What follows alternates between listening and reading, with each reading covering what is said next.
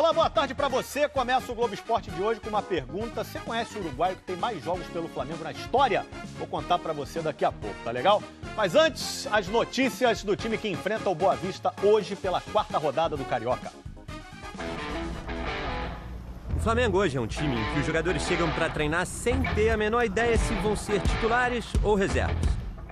Não chegou a falar quem ele vai colocar, quem não vai colocar não. A gente também não sabe o que vai acontecer. A palavra final é dele, do técnico Abel Braga, que começou a temporada com a proposta de um revezamento entre duas equipes. Uma delas disputava uma partida, na seguinte, jogava outra equipe. Mas a partir de agora, a tendência é que algumas experiências comecem a ser feitas misturando alguns jogadores dos dois times. Gabriel, Arrascaeta e Bruno Henrique, que não começaram a partida contra o Botafogo, podem, por exemplo, receber a ajuda de Rodrigo Caio na defesa, hoje, contra o Boa Vista no Maracanã. Porque sobra para a defesa prestar contas de um fator que tem se repetido nos jogos do clube. Flamengo e Bangu, 2 minutos do primeiro tempo. Anderson Lessa, o Bangu sai na frente no Maracanã. Flamengo e Resende, 18 minutos do primeiro tempo. José! O Resende está abrindo o placar em Volta Redonda. Flamengo e Botafogo, 24 minutos do primeiro tempo. É gol de João Paulo, é gol do Botafogo! Em todos os jogos do Campeonato Carioca, o Flamengo começou atrás do adversário. E todos os gols do adversário foram no primeiro tempo, antes do relógio chegar aos 25 minutos. No entanto, o time conseguiu reagir. Empatou com o Resende e virou para cima do Bangu e do Botafogo. Mas afinal, é para se preocupar por estar sempre levando gols no início dos jogos? Ou é para ficar orgulhoso da equipe que se recuperou e deu a volta por cima? O técnico Abel já escolheu a opção que mais lhe agrada. Ano passado o Flamengo em 67 jogos só virou 1. Em 3 jogos já virou 2. Aí já explicou alguma coisa. – 30 de setembro de 2018. Foi nessa data que o Chiesa, principal centroavante do Botafogo, balançou as redes pela última vez. Nos últimos 10 jogos do Botafogo, 1 gol de centroavante.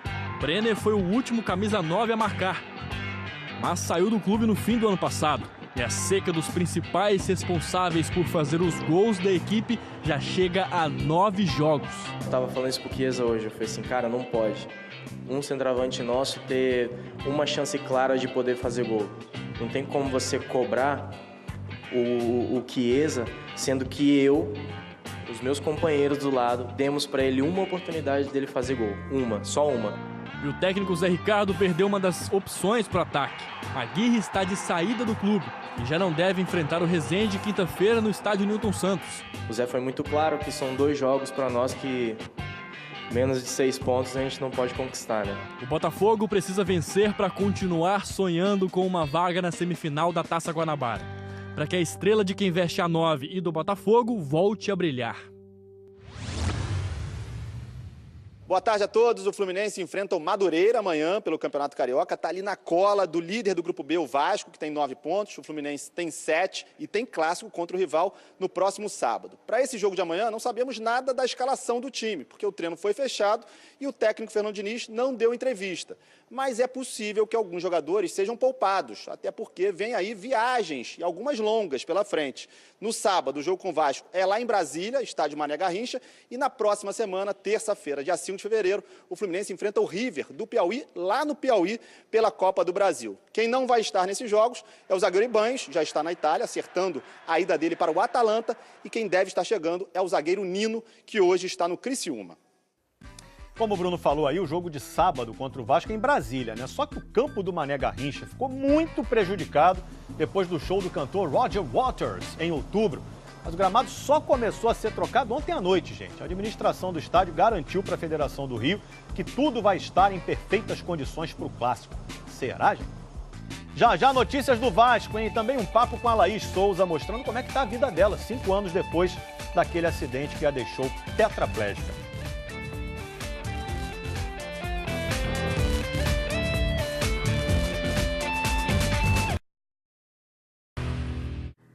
Globo Esporte de volta com o Campeonato Carioca. O Vasco vai pegar a Portuguesa amanhã. Notícias do Vasco, então, com o Henrique Arcoverde.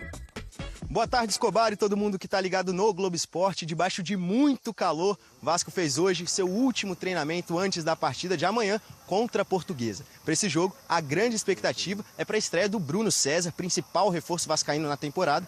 No jogo do último domingo contra o Americano, ele já tinha sido relacionado, mas acabou não sendo utilizado pelo técnico Alberto Valentim. O Vasco é o líder do Grupo B da Taça Guanabara com 9 pontos, o único time ainda com 100% de aproveitamento no Campeonato Carioca, e se vencer a Portuguesa, garante matematicamente a vaga para as semifinais da Taça Guanabara. E o Iago Pikachu falou sobre esse bom começo de temporada vascaíno. Acho que a tranquilidade vem com vitórias, né? O mais importante é quem está à disposição, está dando o seu melhor para que as vitórias possam vir e a gente seguir com essa invencibilidade aí por muito tempo. Campeonato Gaúcho agora. Ontem o Grêmio estreou o time titular, né? Diante da torcida lá na Arena do Grêmio e venceu bem o Juventude. Quer ver os gols, ó?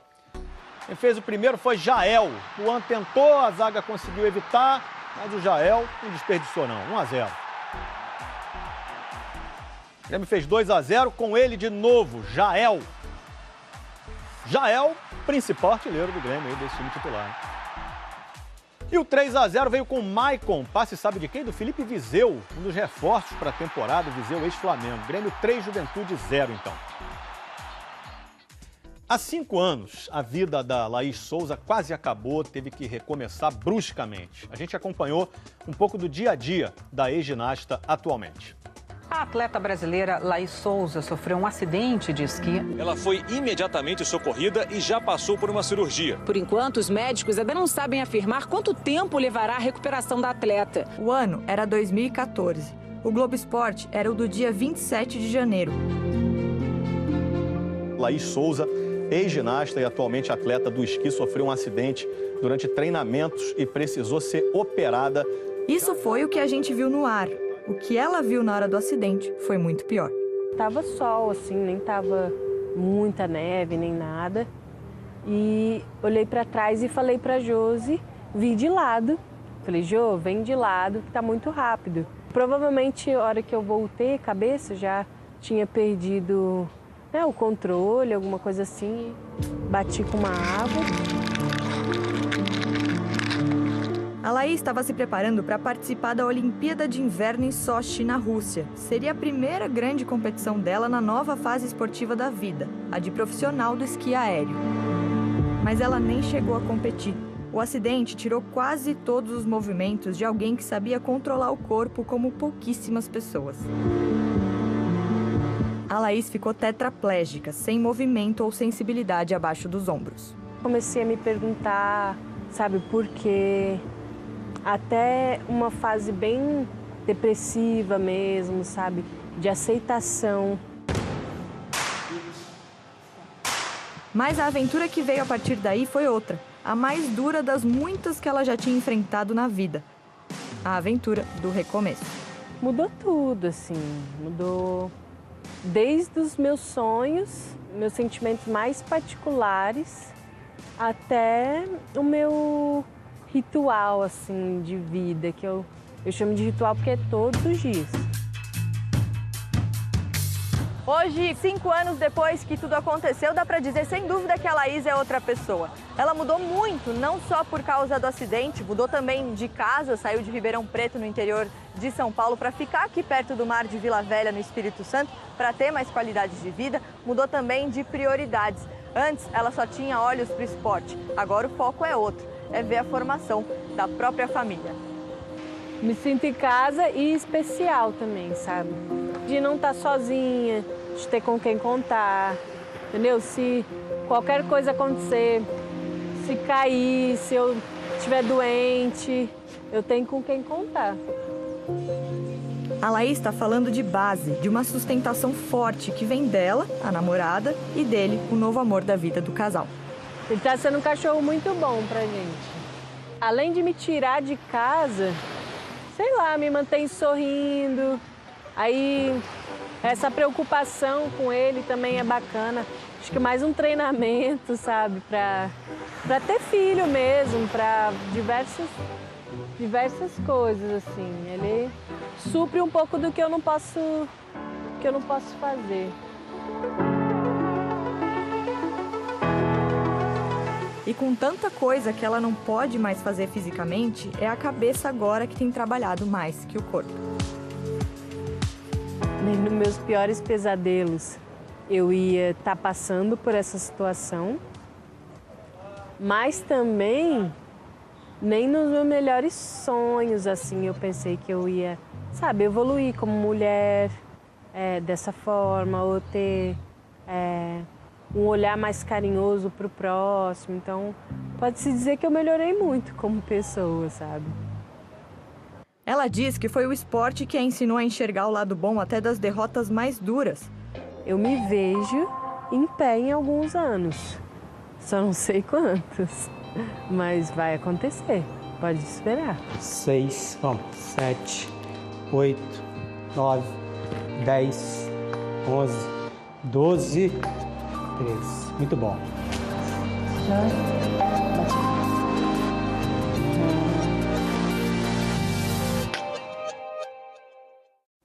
Laís é muito forte, é um exemplo, né? Aqui é o seguinte, gente, Maestro Júnior e Sérgio Ramírez na época em que jogavam juntos e aqui hoje em dia. Pois é, o Ramírez é o uruguaio que mais jogos fez com a camisa do Flamengo. Ao lado do Júnior, ele relembrou de quando eles animavam a concentração rubro-negra.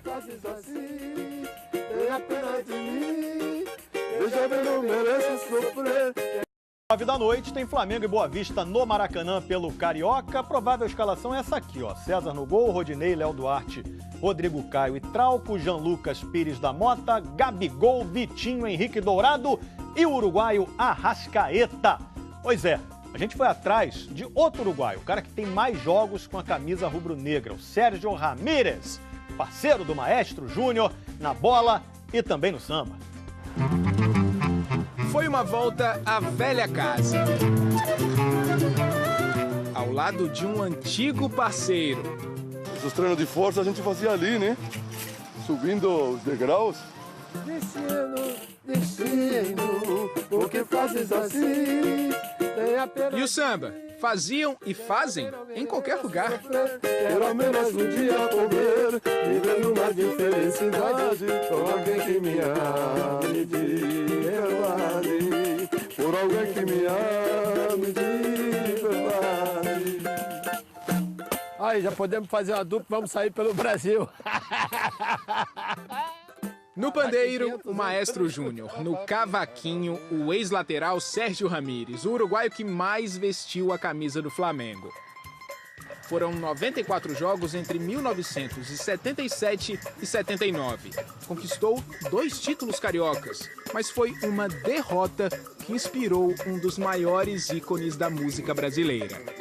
Cadê o pênalti que não deram pra gente no primeiro tempo? Cadê o pênalti? Nessa época, música e futebol estavam sempre juntos. Jorge Benjor e João Nogueira frequentavam a concentração do Flamengo. Viajavam com o time e tudo. Iam pra lá, almoçavam, né, na concentração com a gente. E depois nós íamos juntos. Eles lá, o Ramírez levava o violão. Foi o que aconteceu na final do Campeonato Carioca de 77. Mais de 150 mil pessoas no Maracanã. Vasco campeão nos pênaltis, depois de um 0-0 que deixou os flamenguistas na bronca. Durante o primeiro tempo, teve um pênalti no Osni, que o árbitro Sansão, né, um árbitro grandão. Ayrton Vieira de Moraes. Ele não deu o pênalti. Ah, tudo bem, aí fomos para os pênaltis, perdemos e tal. Saída do estádio, aquele clima de derrota e, de repente, a inspiração. O Jorge Benjor, o Jorge Ben, na época, estava dentro do ônibus. E começou a dar. Começou. Pênalti, pênalti, pênalti, pênalti. Cadê o pênalti que não deram pra gente no primeiro tempo? Cadê o pênalti que não deram pra gente no primeiro tempo? Cadê o pênalti que não deram pra gente no primeiro tempo? Vencer era uma necessidade, um privilégio fazer planos e classificar. Nos anos seguintes foi só música de comemoração. O Ramírez participou do começo da fase mais vitoriosa da história do Flamengo. E depois eu saí e voltei para o Rio para jogar num time pequeno, no Campo Grande do Rio. Fiquei mais 3 anos, mas sempre juntos. Já são mais de 40 anos assim, unidos pela música e pelo futebol. Prova de que nem sempre a primeira impressão é a que fica. A imagem que a gente tinha do Ramírez era a imagem dele correndo atrás do Rivelino. Um ano antes do Ramírez fechar com o Flamengo, Brasil e Uruguai se enfrentaram no Maracanã. O cartão de visitas do Ramírez para o Zico foi essa entrada que deixou o galinho no chão. Logo depois do apito final, ele atacou de novo. E é final de jogo. Olha o Ramírez correndo atrás do Rivelino. O Rivelino ficou tão desesperado que caiu escada abaixo, foi parar dentro do vestiário. E a pancadaria começou. É uma coisa muito feia, muito desagradável. Mas depois, na Gávea, ficou tudo bem. Eles me acolheram de uma maneira assim fantástica, né? E depois veio a calhar, como a gente fala, né? Porque descobriram que eu tocava violão. E dentro de campo eu me transformava mesmo. Era um cara aguerrido, guerreiro, tudo que o Flamengo quer. Na verdade é isso, tudo que o Flamengo quer. E isso talvez seja uma coisa que o Arrascaeta, por mais que ele seja uruguaio, ele vai precisar aprender dentro do Flamengo. Ele vai precisar vibrar, ele vai precisar ficar indignado na hora que ele perder um gol, na hora que ele errar um passe decisivo. E isso é fundamental, porque a torcida sabe reconhecer. Já que vocês estão aí com um cavaquinho na mão, pandeiro na mão, qual seria a música para acabar no clima do Flamengo, dessa chegada aí? Aí, Arrascaeta! Tem que lutar, não se abater, só se entregar a quem se merecer. Não estou dando nem vendendo, como o ditado diz, o meu conselho é pra te ver feliz. O meu conselho é pra te ver feliz, muito feliz. O meu conselho é pra te ver feliz. Boa sorte, Arrascaeta. Boa sorte. Essa música é legal pra caramba. Ficou famosa na voz de Almir Neto e de Alex Escobar no Popstar também. A Maiara lembrou de outra música de torcida e tal, inspirada no futebol. Foi um gol de anjo, um verdadeiro gol de placa. Essa música é bem legal mesmo, Maiara. E o Wallace lembra que quase todo o time do Mengão de 81 era bom de futebol e de samba. Diz que a galera de hoje é mais fraquinha, só quer saber de camarote, esquema de pulseirinha e tal, que é legal também, né? O Globo Esporte tá acabando, tá, gente? Meu conselho é pra te ver feliz, hein? Tem que lutar. Não se abate, só se entregar a quem te merecer. Não estou dando nem vendendo, como o ditado diz, o meu conselho é pra te ver feliz. Enche de lado.